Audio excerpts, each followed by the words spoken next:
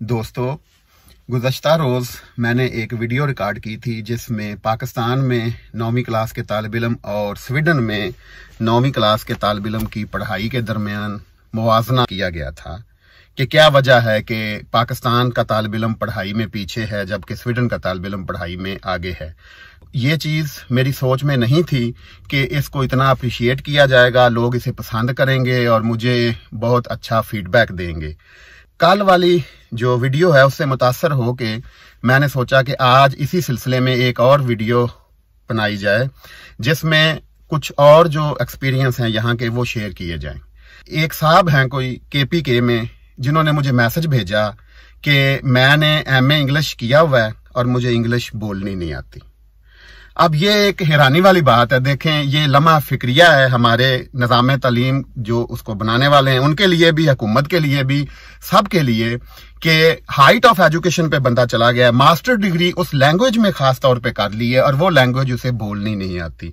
सारी दुनिया में किसी भी लैंग्वेज पे जब लोग पढ़ते हैं तो उसका एक बेसिक क्राइटेरिया ये होता है कि 4 मॉड्यूल कवर करने होते हैं जिसमें लिसनिंग, स्पीकिंग, राइटिंग और रीडिंग।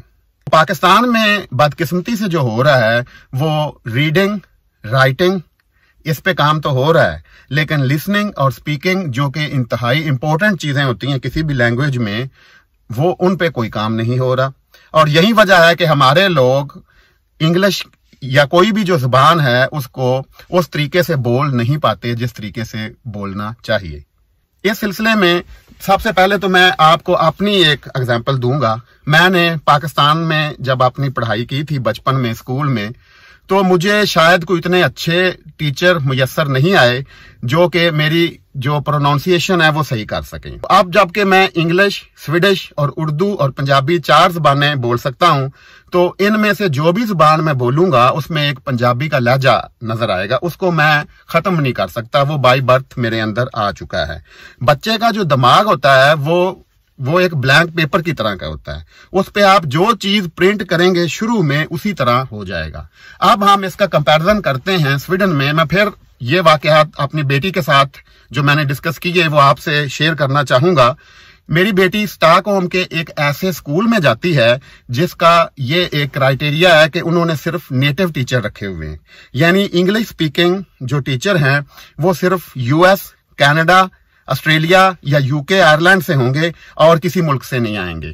और जो स्वीडिश स्पीकिंग होंगे वो सिर्फ स्वीडन से होंगे। और जो दूसरे सब्जेक्ट स्कूल में पढ़ाए जाते हैं जैसे कि फ्रेंच पढ़ाई जाती है, स्पेनिश पढ़ाई जाती है, जर्मन पढ़ाई जाती है, तो उनके जो टीचर हैं वो उन मुल्कों से आएंगे। और वो जो नेटिव टीचर है वो जो कुछ बताएगा वो बच्चे के ज़हन पे नक्श हो जाएगा, बच्चे की प्रोनाउंसिएशन बिल्कुल उसी तरह हो जाएगी। अब मैं आपको अपनी एक मिसाल देता हूं कि मैं जब सोचता हूं, हर इंसान अपने आप के साथ एक डायलॉग करता है, एक मुकालमा करता है। जब मैं मुकालमा करता हूं तो वो मेरा मुकालमा पंजाबी में होता है, तो पंजाबी मेरी सारी सोच के ऊपर हावी होती है। यही सवाल जब मैंने अपनी बेटी से पूछा कि जब वो सोचती है तो वो किस जुबान में सोचती है, तो वो पहले थोड़ा हैरान हुई और फिर उसने कहा कि पापा जब मैं सोचती हूं तो मुझे ये नहीं पता होता कि मैं किस ज़बान में सोच रही हूं, मेरे लिए मैटर वो करता है कि मैं किस चीज के बारे में सोच रही हूं। यानी उसे स्पेनिश, इंग्लिश, स्वीडिश और उर्दू 4 ज़बानें उसे अच्छी तरह आती हैं और जब वो सोच रही होती है तो उसको पता नहीं चलता कि वो किस ज़बान में बोल रही है, क्योंकि उसने स्वीडन के जो एजुकेशन सिस्टम है यहां से सारी चीजें सीखी हैं और जो नेटिव टीचर हैं वो उसको पढ़ाते रहे। तो अब हम यहां से इसको एनालाइज करें। एक तो ये चीज है कि हमारे लोगों को बोलना नहीं आता। इंग्लिश पाकिस्तान वालों की नेटिव लैंग्वेज नहीं है, इसमें कोई शक नहीं है, लेकिन बगैर इंग्लिश के हम आगे नहीं जा सकते। हमारी बदकिस्मती ये है कि सारी की सारी साइंस और सारी जितनी भी दुनिया में जो इंफॉर्मेशन है वो सब इंग्लिश में है। या तो हमारे लोग इतने अहल हो जाएं कि वो सारी की सारी चीजें उर्दू के अंदर कन्वर्ट कर दें, तो फिर जैसे चाइनीज वालों ने किया हुआ है, रशियन वालों ने किया हुआ है, या यूरोपियन जो छोटे छोटे ममालिक हैं उन्होंने थोड़ी थोड़ी आबादी है, छोटे छोटे मुल्क हैं, पाकिस्तान के साथ कंपैरिजन में तो बहुत ही छोटे हैं, लेकिन वो अपनी जुबान पे तवज्जो देते हैं। उन्होंने हर चीज अपनी जुबान में की हुई है। यहां तक कि स्वीडन में अगर या किसी भी यूरोपियन मुल्क में आप कंप्यूटर ऑन करेंगे तो जो कंप्यूटर में जो फ्रंट पेज पे जो डेस्कटॉप के ऊपर आपको लैंग्वेज नजर आएगी वो स्वीडिश होगी, वो इंग्लिश नहीं होगी। तो इसलिए या तो हम हर चीज कन्वर्ट करके इतना अच्छा बना लें अपने मुल्क में, ठीक है, फिर आप उर्दू में चले जाएं। लेकिन आप अगर आपकी मजबूरी है कि आपने इंग्लिश में जाना है, तो फिर आप इंग्लिश को इतना बेहतर बना लें, अपने बच्चों में इतनी अवेयरनेस क्रिएट कर दें, अपने टीचर्स को इतना ट्रेन कर दें, खुद उनकी पहले जो प्रोनाउंसिएशन सही हो और फिर वो बच्चों की भी सही उस तरीके से करवा देंगे। तो एक तो ये चीज मैंने करनी थी आपसे डिस्कस। दूसरा ये है कि हमारे यहाँ जब मैंने गालबन एफएससी की थी तो मिस्टर चिप्स का कोई नावल पढ़ा था, मुझे याद आ रहा है। तो बड़े साल हमसे पहले भी हमसे बाद भी वो मिस्टर चिप्स ही पढ़ते रहे। आजकल शायद खुदा मालूम कि उन्होंने वो चेंज कर दिया है कि अभी तक वो मिस्टर चिप्स ही है। तो ये चीज मैंने अपनी बेटी से डिस्कस की तो वो हंसने लग पड़ी। वो कहती पापा हमारे स्कूल में 6ठी से लेके और आगे कॉलेज की पढ़ाई के आखिर तक हर तालिब इल्म साल में कम अज कम 2 नावल उसको पढ़ने होते हैं इंग्लिश में और 2 नावल स्वीडिश में पढ़ने होते हैं। और जो टीचर होती है या होता है उसने वो नावल ऑलरेडी पढ़े होते हैं। हर चैप्टर पढ़ने के बाद उसके कुछ सवालात होते हैं जो टीचर को लिख के भेजने होते हैं। तो ऐसी सूरत में बच्चे की इतनी वोकैबुलरी आ जाती है, कुछ और कहीं से वोकैबुलरी लेने की जरूरत ही नहीं पड़ती और उसकी इंग्लिश खुद ब खुद ही परफेक्ट होना शुरू हो जाती है।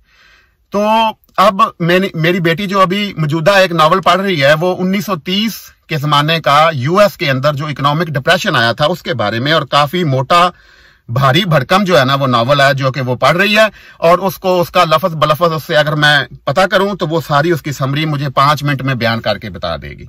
ये मेरी बेटी 9वीं क्लास में है, तो हम एफएससी लेवल पे, कॉलेज लेवल पे अगर सारी जिंदगी मिस्टर चिप्स या इसी तरह का कोई नावल पढ़ाते रहेंगे और फौरन मार्केट में नोट्स आ जाते हैं, जो कि इंतहाई गलत बात है। तो अगर आप चाहते हैं कि आपके बच्चे जो इंटरनेशनल स्टैंडर्ड है दुनिया के बच्चों के मुकाबले में उनकी तालीम अच्छी हो, आपकी जो यूनिवर्सिटियों का म्यार भी इसीलिए अच्छा नहीं है, इंटरनेशनल रैंकिंग में आपकी यूनिवर्सिटियां ही इसीलिए नहीं आती कि स्कूल लेवल से ही बच्चों को ये बताया नहीं जाता कि रिसर्च किसे कहते हैं, रिसर्च करते क्या है। जब स्कूल लेवल में बच्चा रट्टा लगाएगा, कॉलेज लेवल में बच्चा रट्टा लगाएगा, तो यूनिवर्सिटी लेवल में भी रट्टा ही लगाएगा। उम्मीद है कि आज की मेरी ये बातचीत से आपने कुछ सीखा होगा।